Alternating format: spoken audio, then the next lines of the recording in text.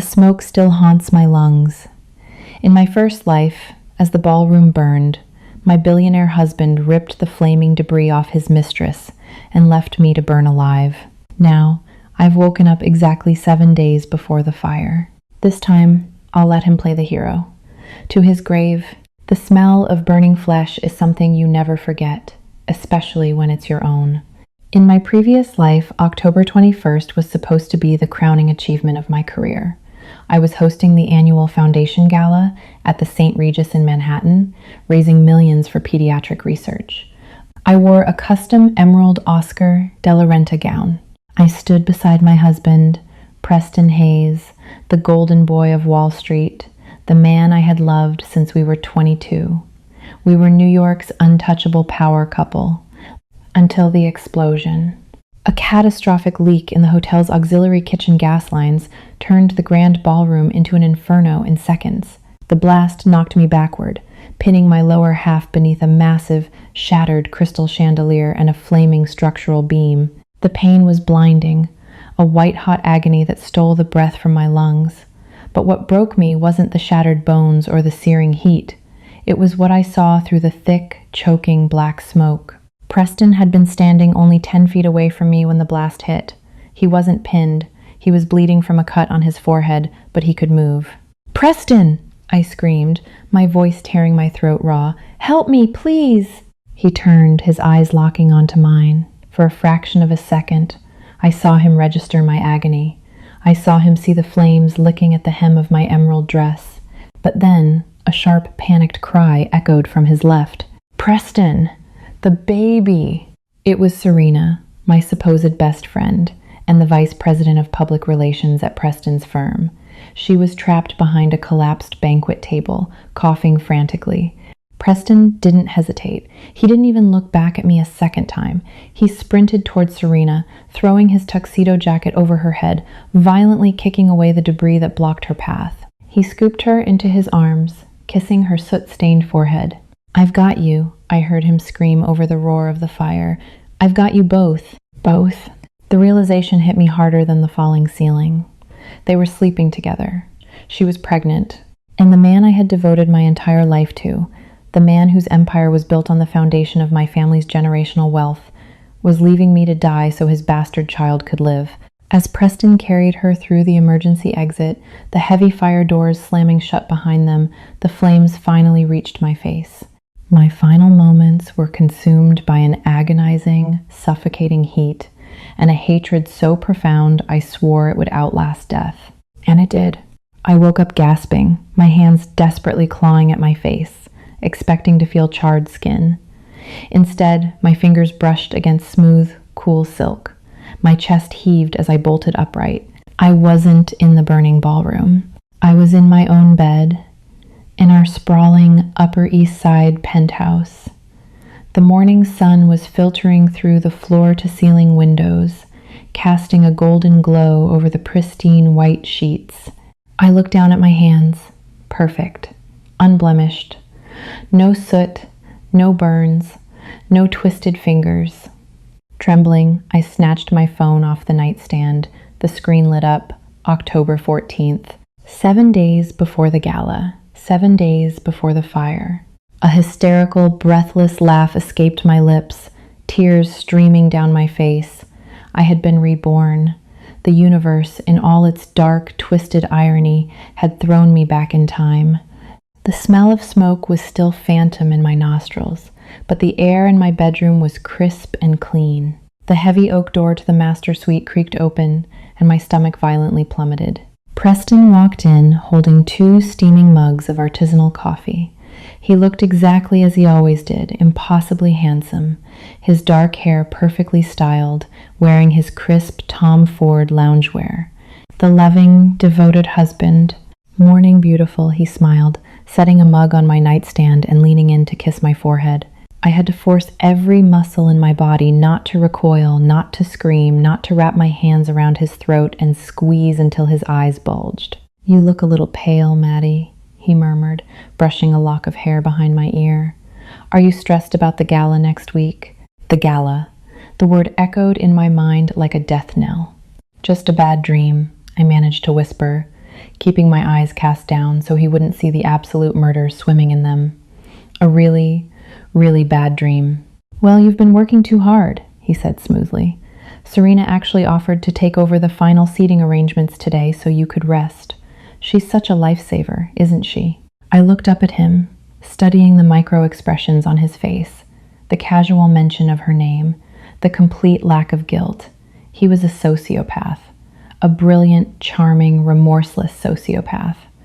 "Yes," I said, my voice eerily calm. "She really is.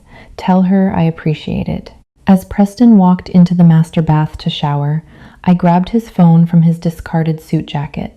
I already knew his passcode. It was our anniversary. How poetic. I bypassed his regular messages and went straight to the encrypted messaging app I never paid attention to in my first life. There it was, a thread with a number saved only as S. S. "The morning sickness is brutal today. I can't wait until we don't have to hide anymore. Preston.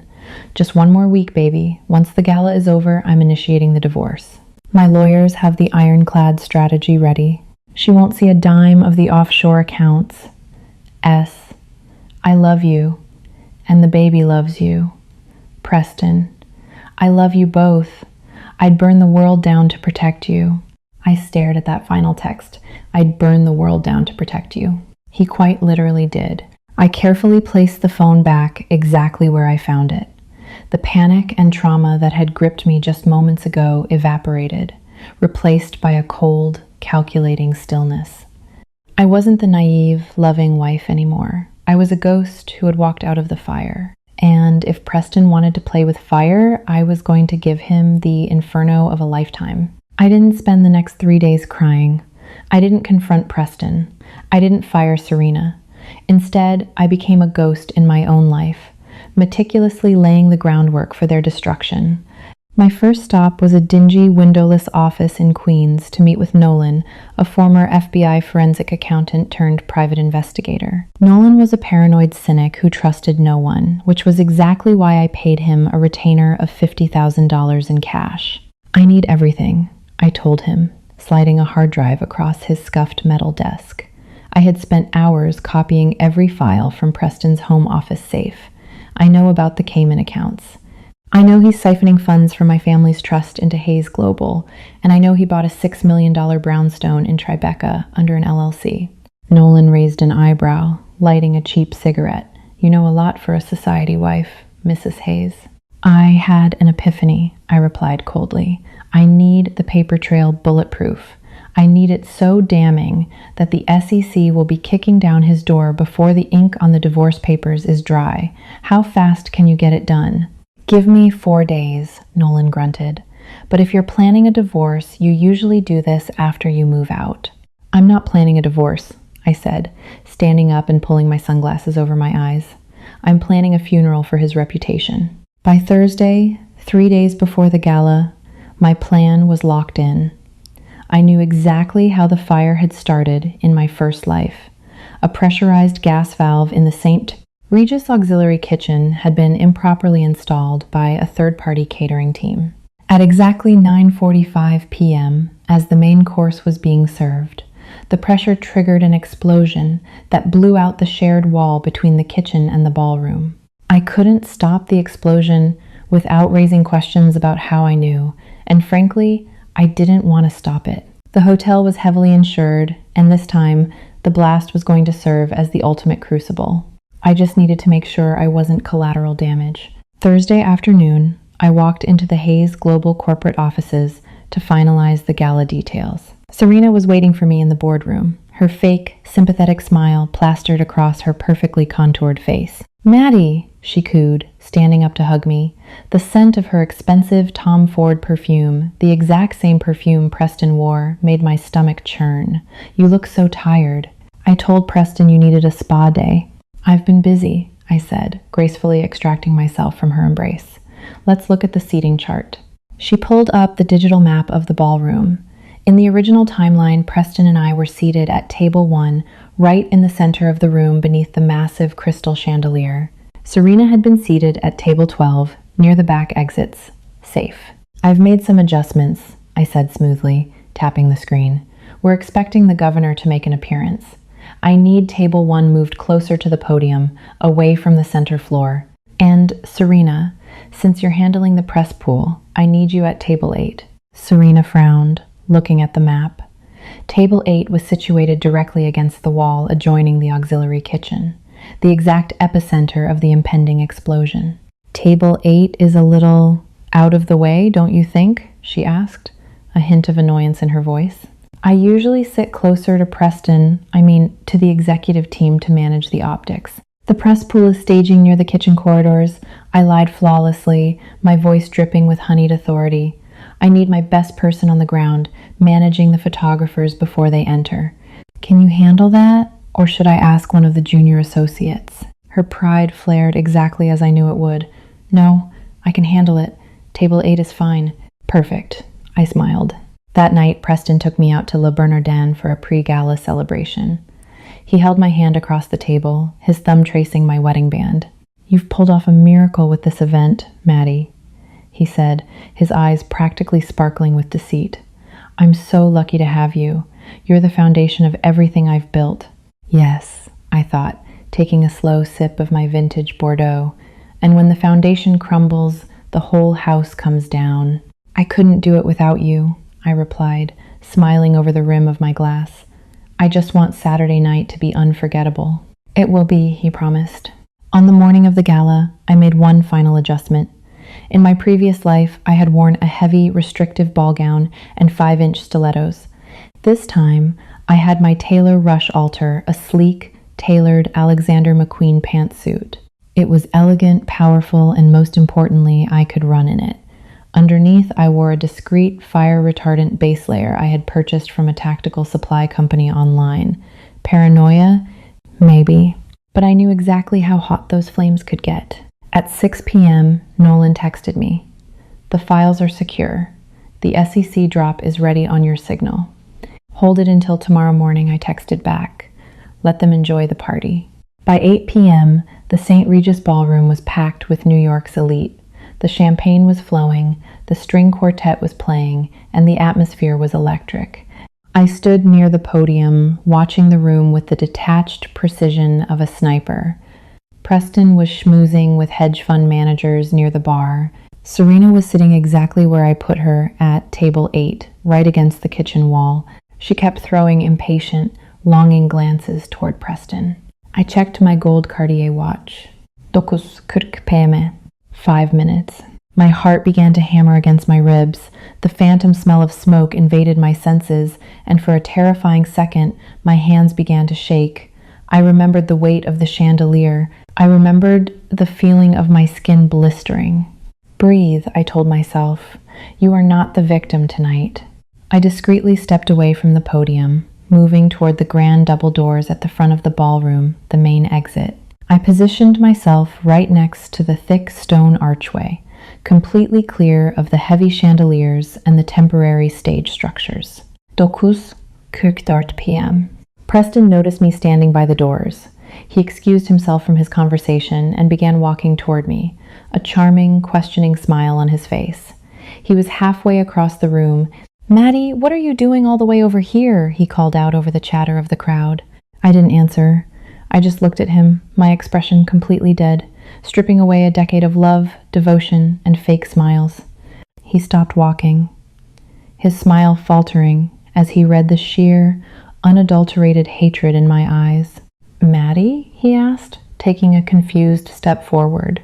9:40 p.m. A deafening, earth-shattering boom ripped through the ballroom. The force of the shockwave was a physical blow, a massive, invisible fist that punched through the grand ballroom of the St. Regis. The deafening, earth-shattering boom was instantly followed by the sound of 1,000 glass panes disintegrating into lethal, shimmering rain. Because I had positioned myself precisely behind the heavy stone archway of the main exit, the concussive blast washed past me, merely rustling the sleek fabric of my Alexander McQueen suit. I didn't fall. I didn't scream. I stood perfectly still, a silent sentinel amidst the sudden, catastrophic descent into hell. The lights flickered and died. replaced instantly by the horrific, unnatural orange glow of a raging gas fire roaring from the collapsed wall of the auxiliary kitchen. The heat hit my face, sharp and biting, a visceral reminder of the agony I had endured in my previous life. But this time, the flames were a distant spectacle, not my burial shroud. Chaos erupted in a symphony of terror. New York's elite, the untouchable billionaires and socialites, were reduced to screaming, panicked animals.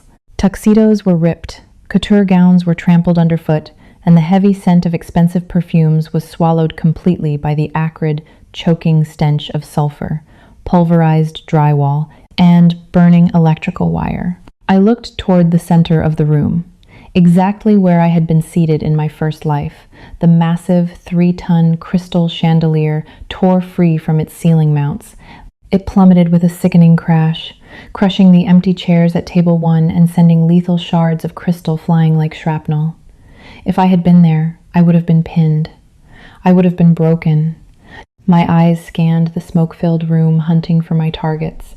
Preston was on the floor, about 30 feet away from the blast zone. He had been thrown by the shock wave, his pristine tuxedo jacket torn, a jagged, bloody cut mirroring the exact wound he had suffered in our previous timeline. He groaned, pushing himself up onto his knees, shaking his head dizzily. And then, right on cue, cutting through the wailing sirens and the roar of the inferno, came the scream. "Preston, the baby! Please, God, help me!" It was Serena. Table 8 had taken the absolute brunt of the explosion. The false wall separating the kitchen from the ballroom had completely caved in, trapping her beneath a mountain of burning banquette seating and shattered timber. The flames were advancing toward her at a terrifying speed, feeding greedily on the highly flammable table linens and the alcohol spilling from the overturned bar service stations. Preston's head snapped toward the sound of her voice. He didn't look for me, not even a cursory glance around the room to see if his wife of 5 years was alive, bleeding, or burning. His singular focus was the mistress carrying his illicit child. I watched, my heart beating in a slow, icy rhythm, as Preston scrambled to his feet and sprinted directly into the heart of the danger. He was playing the hero, just as he had before.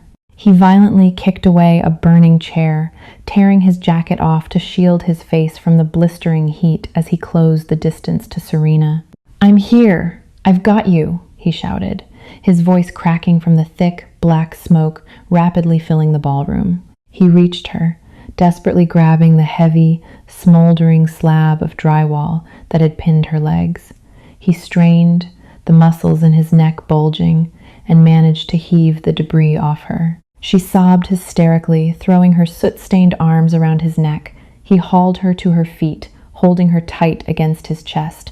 In my first life, this was the exact moment they had turned and run toward the emergency exit, leaving me behind to be consumed by the fire. But I had changed the seating chart. Table 8 was not near the emergency exit. Table 8 was a dead end, wedged between the kitchen's inferno and a structurally compromised load-bearing pillar. As Preston turned, supporting Serena's weight, planning his triumphant escape, the ceiling directly above the ruined kitchen gave a terrifying, metallic groan. The initial explosion had decimated the support struts, and the intense, localized heat was melting the steel joists holding the upper mezzanine. Preston looked up, his eyes widening in sudden, absolute terror. Crack. The main structural beam snapped. It descended with the force of a guillotine, bringing down a massive section of the ceiling, completely blocking their path to the main floor. The debris crashed down in a ring of fire, trapping Preston and Serena in a suffocating, blazing cage. A heavy chunk of concrete struck Preston's shoulder, driving him to his knees with a sickening crunch. He screamed, a raw, primal sound of agony. Serena was screaming too, coughing violently as the oxygen was sucked from their enclosed space by the roaring flames. I took a few measured steps forward, moving just out of the shadows of the stone archway, entirely safe from the falling debris, but perfectly visible through the clearing in the smoke. Preston clutched his crushed shoulder, desperately looking around for a way out. Through the thick, swirling smoke, his eyes found mine. He froze. I was standing there in my immaculate white McQueen suit, untouched by the chaos, a calm, detached spectator to his impending doom. I didn't look panicked. I didn't look frightened. I looked completely, terrifyingly in control. "Maddie," he coughed, extending a bloodied, trembling hand toward me through the flames. "Maddie, help us! Call the fire department! Get help!" I slowly tilted my head, studying him, the man who had orchestrated my financial ruin, the man who had mocked my devotion behind my back, the man who, in another lifetime, had stepped over my burning body without a second glance. "Help me," he begged, his voice growing weaker as the smoke overwhelmed his lungs. Serena had already collapsed beside him, overcome by the toxic fumes. "Maddie, please, I love you." The audacity of his lie, even in the face of death, made me smile. It wasn't a hysterical smile, nor a particularly happy one. It was the cold, final smile of a judge delivering an execution order. I raised my hand, giving him a slow, mocking wave goodbye. The realization hit him in that final second. He saw the coldness in my eyes. He realized that I knew everything. He realized that I had orchestrated this exact placement. The horror that washed over his soot-stained face was the most deeply satisfying thing I had ever witnessed. Without a word, I turned my back on the flames, pushed open the heavy brass exit doors, and walked out into the cool, crisp October night air. Behind me, the ceiling suffered another catastrophic collapse, burying Table 8 under tons of burning rubble. The crisp Manhattan air was a shocking contrast to the inferno I had just left behind. Sirens wailed in the distance, a cacophony of emergency vehicles rushing toward the St. Regis. Guests who had managed to flee were scattered across the avenue, coughing, weeping, and clutching each other.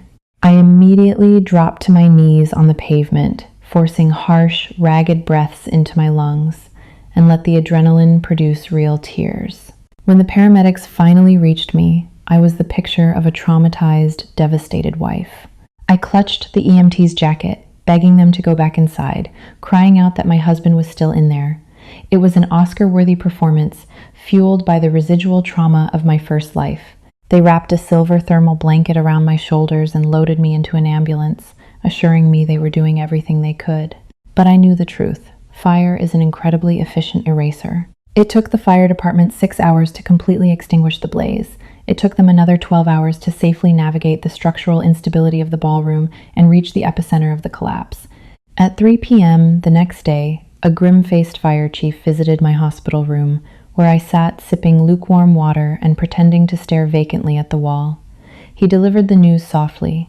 They had found 2 bodies pinned beneath the structural beam near the kitchen wall. The bodies were burned beyond recognition, reduced to little more than ash and charred bone, but dental records and a melted Rolex Daytona had confirmed the identities. Preston, Hayes, and Serena were dead. I buried my face in my hands and sobbed, while internally, a massive, heavy chain snapped free from my soul. I was free. But my revenge was not just about survival. It was about total annihilation. The very next morning, as the media was busy publishing glowing obituaries about the tragic loss of Wall Street's golden boy, my private investigator, Nolan, pushed the button. The SEC drop was devastating.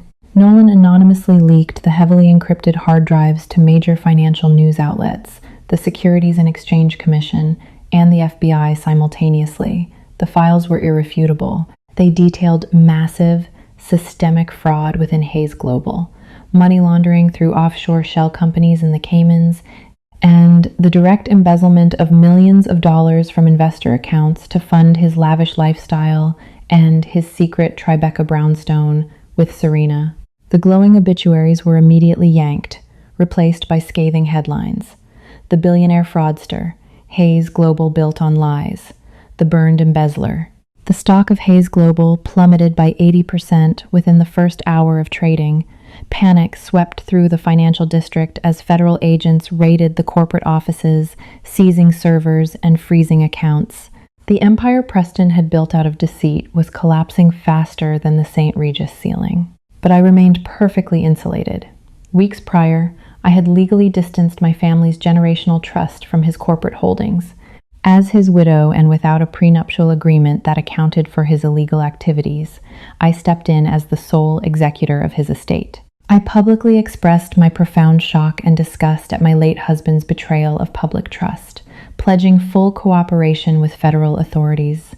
The public painted me as the ultimate victim, the grieving widow who discovered her husband was a monster only after he tragically perished.